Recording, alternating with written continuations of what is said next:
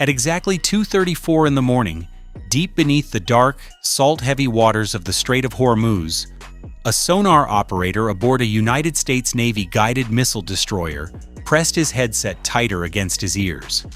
His eyes narrowed, his breathing slowed. Because in that moment, in the silence between one heartbeat and the next, he heard something that should not have been there, a faint, low, rhythmic pulse.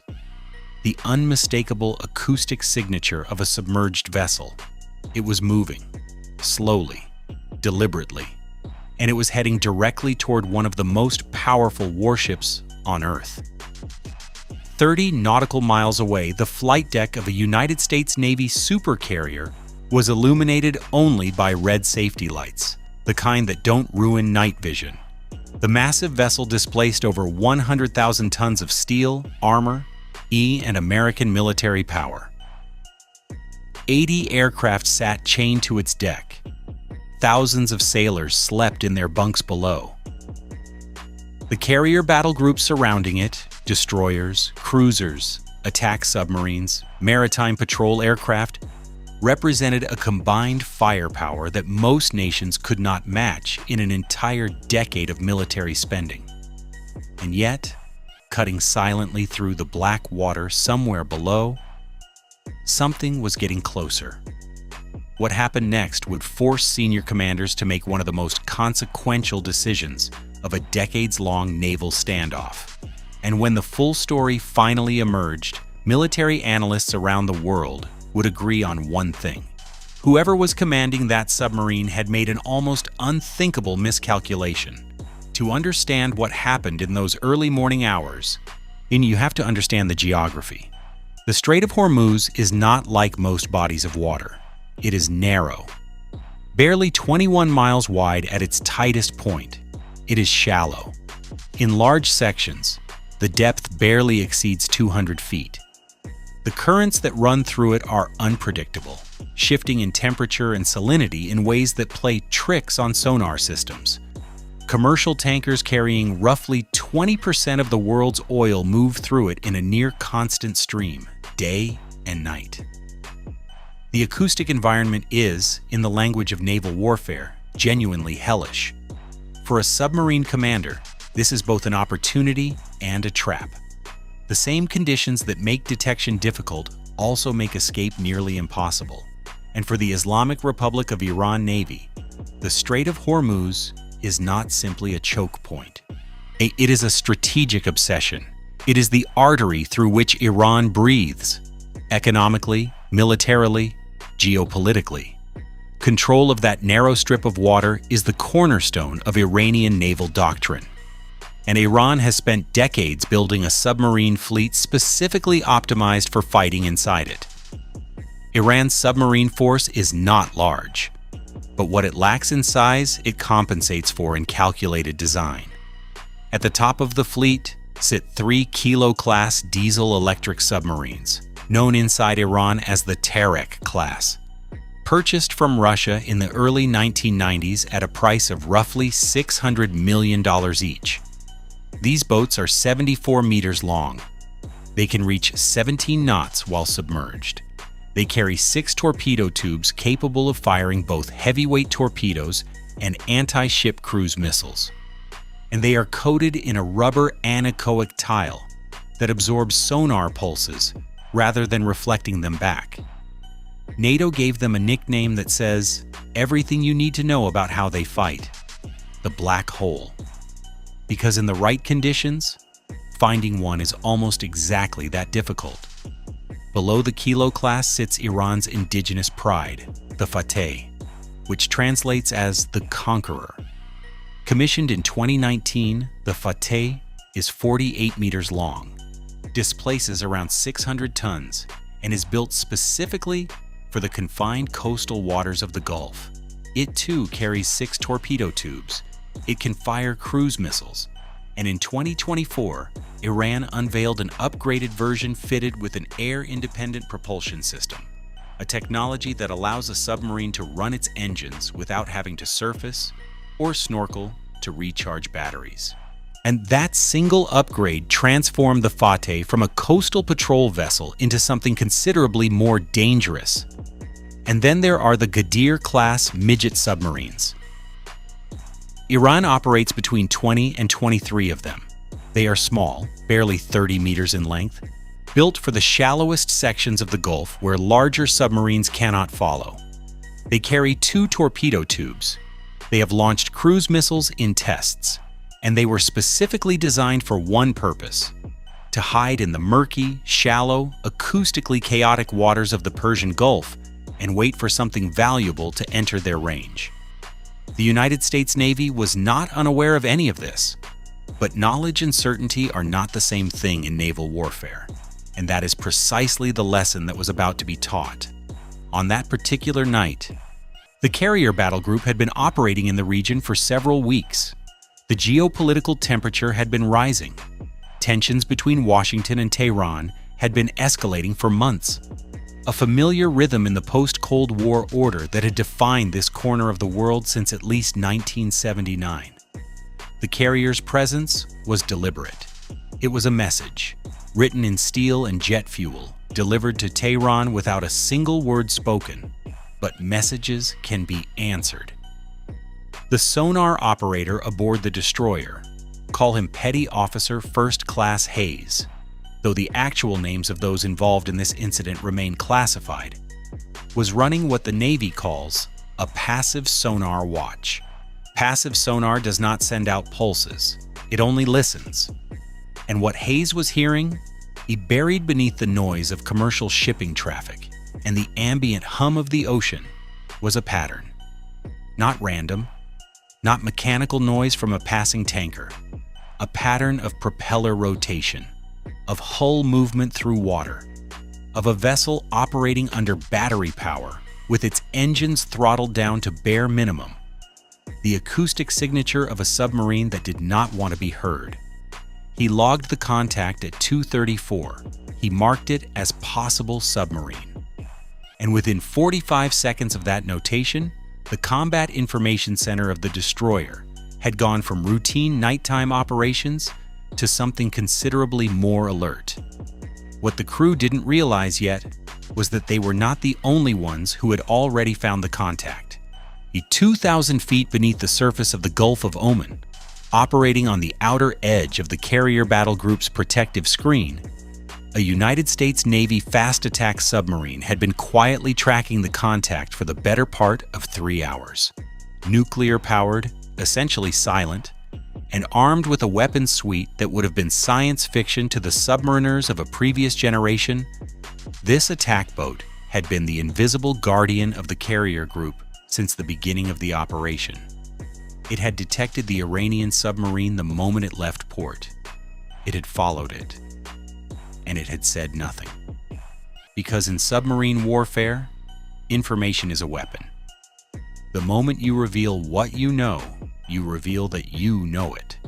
The Iranian submarine, the evidence strongly suggests it was a Fateh-class vessel, possibly supported by a Ghadir-class midget submarine operating in the shallower inshore waters, had been maneuvering with purpose. Not the erratic movement of a crew testing systems, not a training exercise.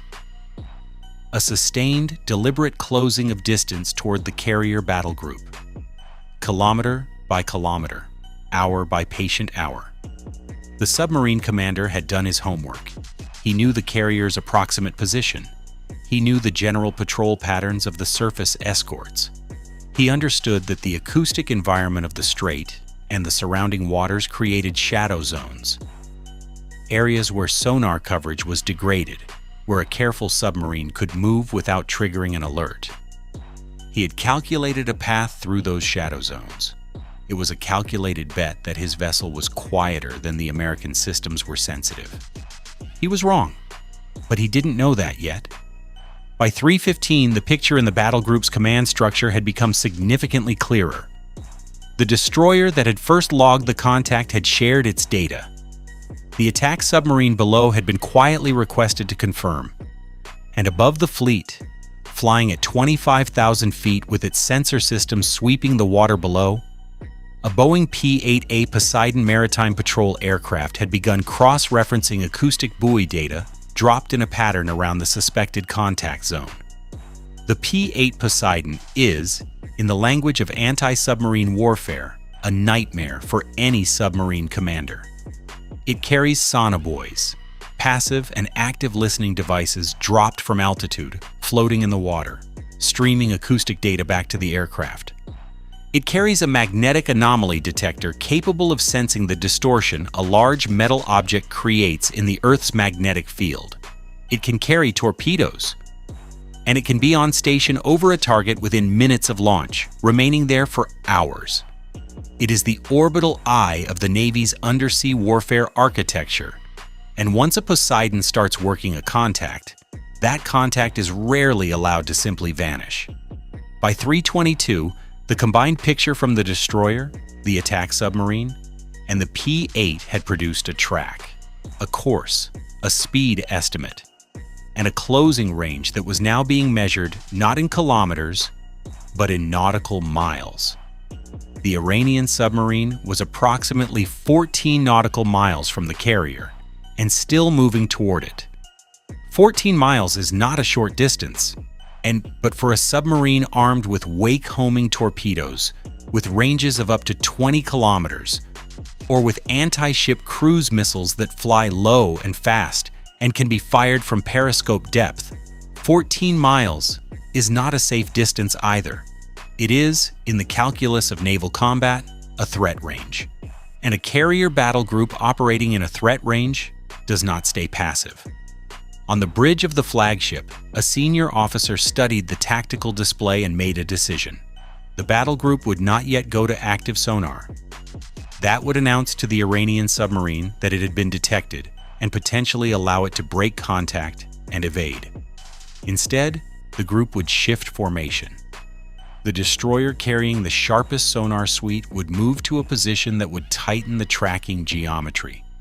The attack submarine below was given a new instruction: close the contact, get within weapons range, and wait. This is the part of the story that most people don't fully appreciate about modern anti-submarine warfare. The endgame is rarely a dramatic, explosive confrontation. More often, it is a slow, suffocating tightening of a net that the prey does not realize is being drawn around it. The hunted submarine, still deep in its calculated approach, was being wrapped in a system of surveillance and weapons coverage so complete that any move it made would be anticipated, tracked, and if necessary, countered within seconds. But what happened next shocked everyone. At 3:47, the Iranian submarine changed its behavior. Not its course, not immediately, but its acoustic signature shifted. In the extremely quiet battery-powered crawl that it had been maintaining for hours, suddenly developed an anomaly, a low-frequency vibration pattern that experienced sonar operators recognized as the sound of a submarine's fire control system beginning to spin up, not a passive recording, not navigation equipment. The specific, identifiable electromagnetic and acoustic signature of weapon system activation. It was not yet a launch, but it was a preparation. On the destroyer, Hayes heard it clearly. In the Combat Information Center, the tactical action officer snapped a command. General Quarters was called on the lead escort destroyer. The carrier received an immediate flash message. In the space of approximately 40 seconds, the battle group went from elevated alert to what the Navy calls River City, a condition of near total communication restriction and immediate combat readiness that is reserved for when the threat is no longer theoretical. And somewhere below, in the dark water, the attack submarine had moved. It was now behind the Iranian vessel, inside its baffles. The acoustic blind spot that exists directly behind any submarine, where the noise of its own propellers masks the sound of an approaching hunter. The Iranian commander did not know it was there. This is the fundamental asymmetry that defines modern undersea warfare between a superpower navy and a regional force. however capable. Iran's submarine fleet was built to exploit the geography of the Persian Gulf. It was designed to ambush, to lay in wait, or to threaten and disrupt and impose cost. What it was not designed to do was operate inside the comprehensive, overlapping, mutually reinforcing sensor and weapons network of a United States carrier battle group that had been refined through decades of Cold War experience against the Soviet Navy.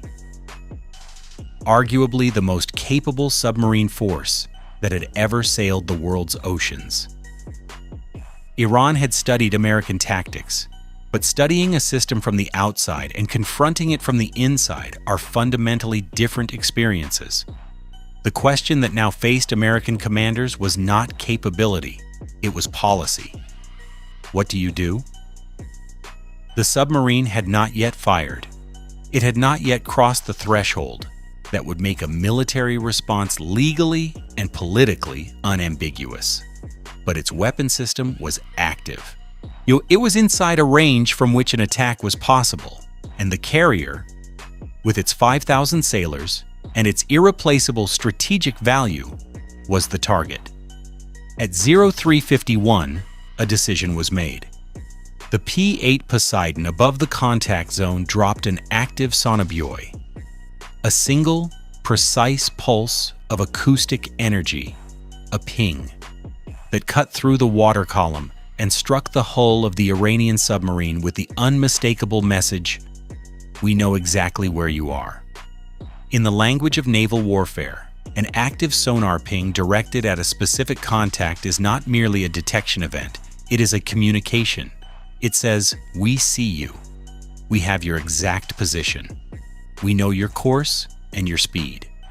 Whatever you were calculating, recalculate it, because the assumptions on which you built your plan are no longer valid. Inside the Iranian submarine, the effect of that ping must have been extraordinary. In an instant, everything changed.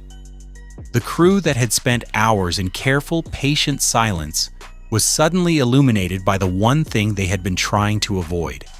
The fire control solution they had been building, the geometry of angles and distances and speeds that a torpedo attack depends on, collapsed.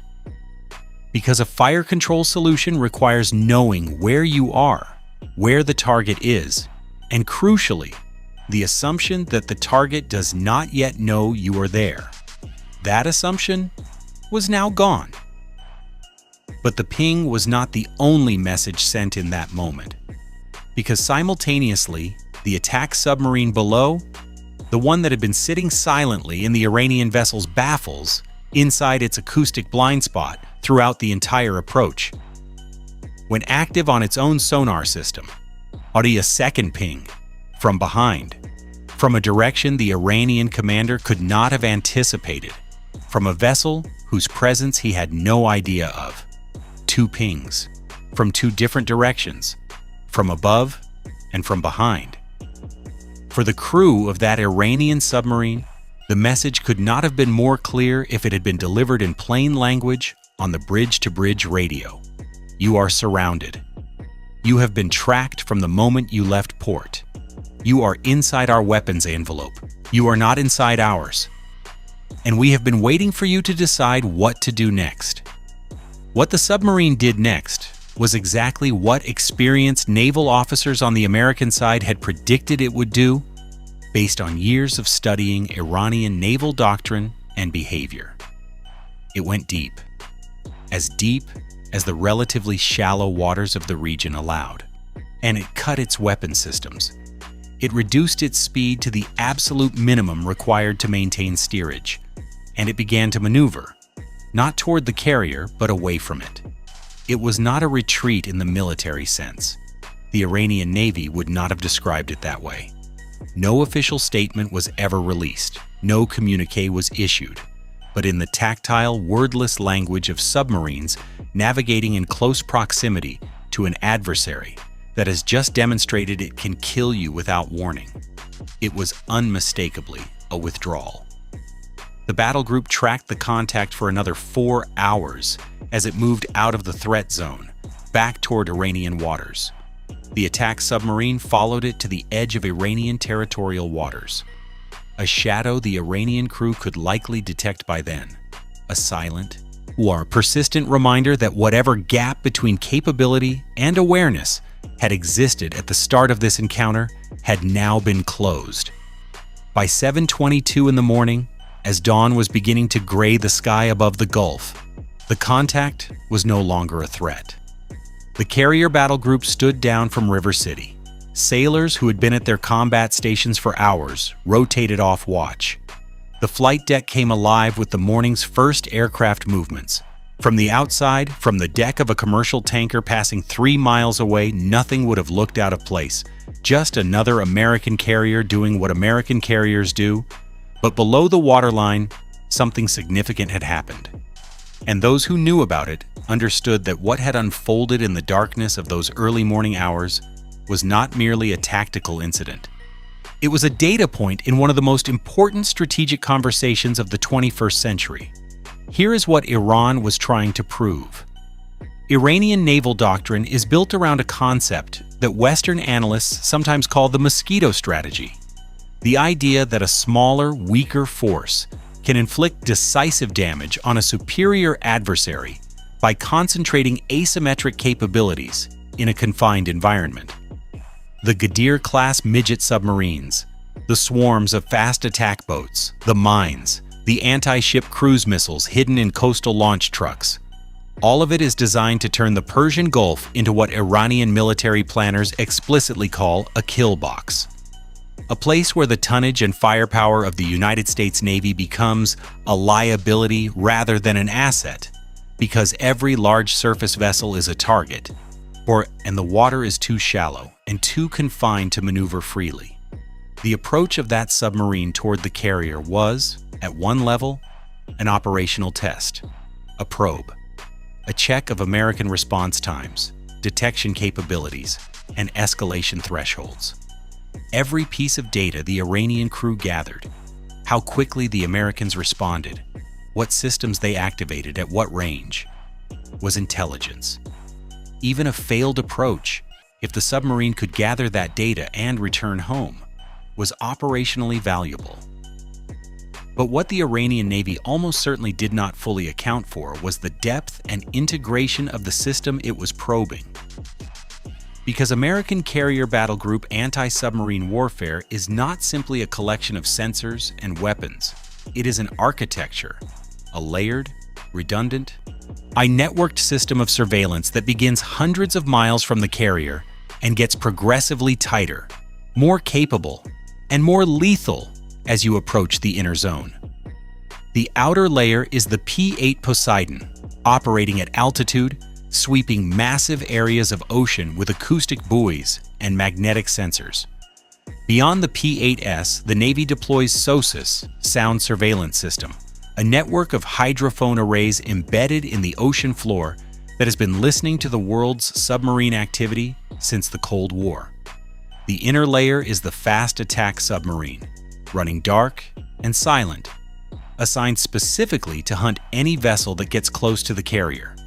And around the carrier itself sit the surface combatants, destroyers and cruisers equipped with hull-mounted sonar, towed sonar arrays, and helicopters whose sole purpose is to hold a contact that gets through the outer layers. The Iranian submarine had navigated through most of this architecture before it was allowed to know it had been caught. That is a choice. A deliberate, calibrated choice by commanders who wanted to see what the Iranian crew would do, how far they would push it, and what their weapons activation protocols looked like under real-world conditions. The intelligence value of watching a real adversary run a real attack approach in real conditions is enormous. Every step of the Iranian submarine's approach was analyzed, recorded, and fed into American naval intelligence databases. The pings at 351 were not the point where the Americans became aware of the Iranian submarine. They were the point where the Americans chose to let the Iranians know they had been aware all along. There is a lesson in this that extends beyond the specific night in question, beyond the specific vessel and the specific carrier and the specific stretch of dark water.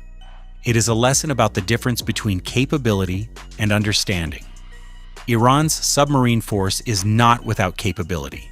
The Kilo-class submarines, the new Fateh vessels, even the small Ghadir midgets. These are real military assets with real tactical potential. The Islamic Republic has invested decades and billions of dollars in building an undersea force optimized for the specific geography of its home waters. Iranian submarine commanders are trained, experienced, and driven by institutional pride in what they have built. But capability without understanding is dangerous. Dangerous specifically to the person who possesses the capability without understanding its limits. The Strait of Hormuz is not a sanctuary. The shallow water and the acoustic complexity that Iran counts on to protect its submarines also limit their freedom of maneuver. A diesel-electric submarine, however quiet, must eventually snorkel to recharge its batteries. And in a body of water under 24-hour surveillance by multiple overlapping systems, that moment of vulnerability is a gift to the hunter. The confined geography that was supposed to be Iran's advantage becomes a trap the moment a superior anti-submarine force decides to close it. Military analysts at the Naval War College and in think tanks like the Center for Strategic and International Studies have written extensively about what they call the temporal window of Iranian submarine effectiveness. The argument is this: in the opening hours of any serious naval confrontation in the Gulf, Iranian submarines would be most dangerous, because American ASW forces would not yet be fully coordinated and concentrated in the theater. As time passes, as more P-8S arrive, as more attack submarines are assigned to the hunt, as surface combatants consolidate their sonar coverage, that window closes. And when it closes, a diesel-electric submarine in the Persian Gulf has very few good options. The submarine that approached the carrier that night was operating inside a battle group that was already concentrated and already prepared. It had no window. It was probing a system that was ready for it. And the fact that it got as close as it did, 14 nautical miles from the carrier, with its fire control system spooling up, was almost certainly not because American systems failed to detect it. It was because American commanders decided to let it come that far before revealing what they knew. That distinction is the most important tactical reality of the entire encounter, and it raises a question that does not have a comfortable answer. What would have happened if the submarine had launched? What would have happened if, instead of activating its fire control system and then withdrawing when confronted, the crew had committed? The answer is both simple and sobering. A wake-homing torpedo has a running time of several minutes over that distance. It is fast.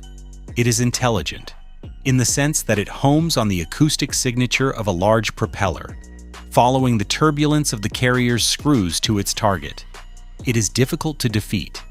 And if it somehow defeated the defensive systems and reached the hull of the carrier, the damage could be catastrophic. The United States Navy knows this. It is not a comfortable fact, but it is a professional one. No surface vessel, regardless of size, is immune to an underwater threat.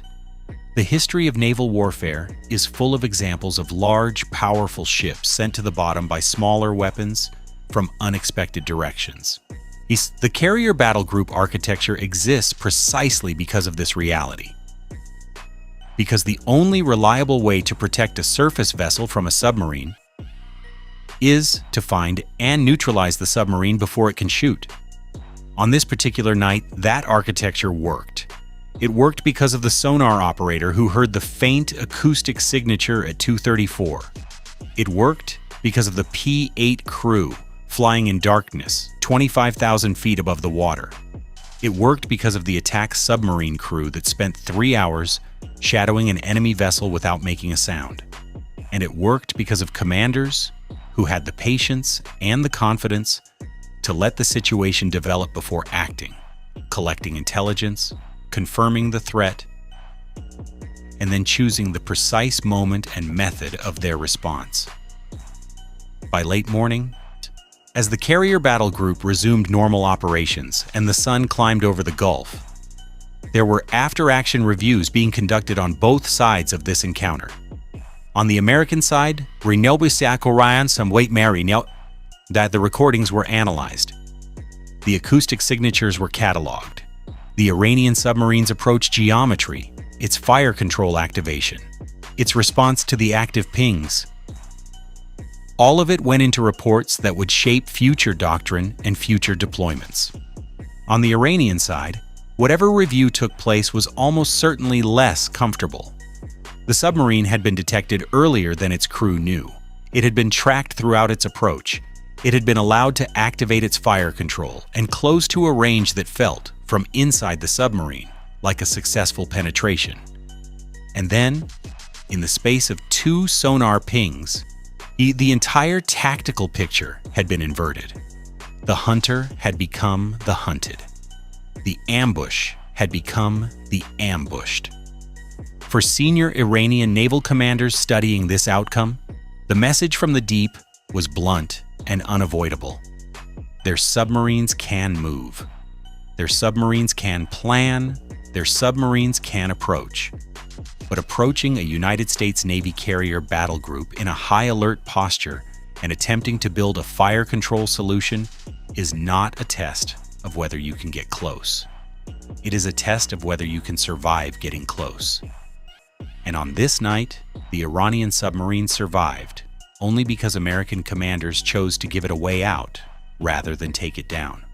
That choice, the decision to use the encounter as an intelligence operation rather than a combat engagement, reflects a level of institutional confidence that is itself a form of power. The United States Navy did not need to sink that submarine to prove its point. The pings said everything.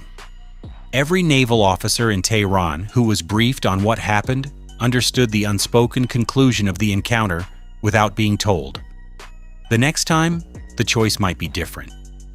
That is the nature of this particular kind of warfare, not the explosive, dramatic confrontation of popular imagination, but the slow, quiet, devastating revelation that you are known, that your position is known, your plan is known, your capabilities are known, that you are surrounded by systems you cannot fully understand or defeat.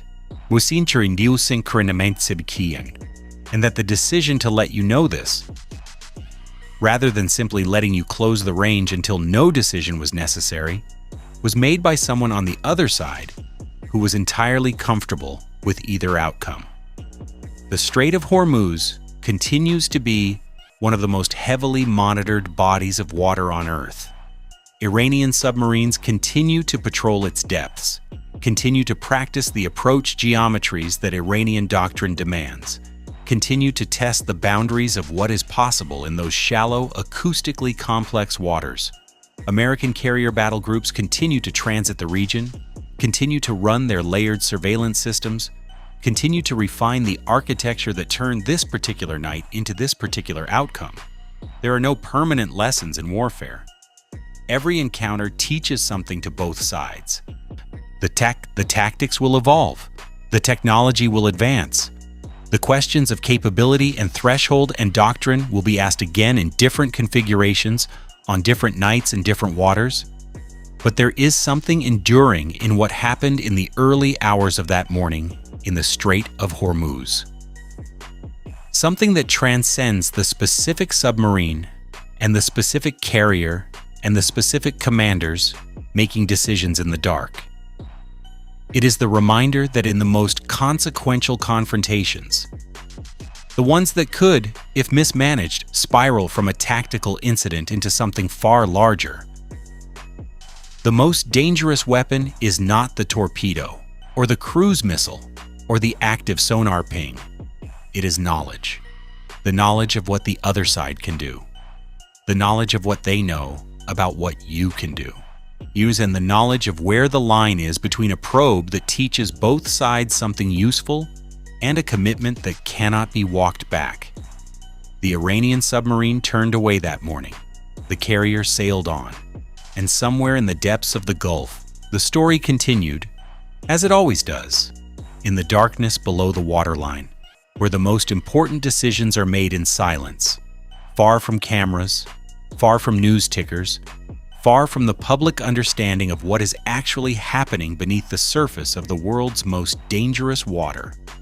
And the next time a submarine commander in Tehran considers whether to close the distance toward an American carrier battle group, he will remember, or he should remember, what happens when the other side chooses to let you know they were ready for you all along. Because in that moment, with two sonar pings echoing through the hull of your vessel, from two directions you did not expect, the most uncomfortable truth in the ocean becomes impossible to ignore. You were never the predator in this encounter. You were always the prey.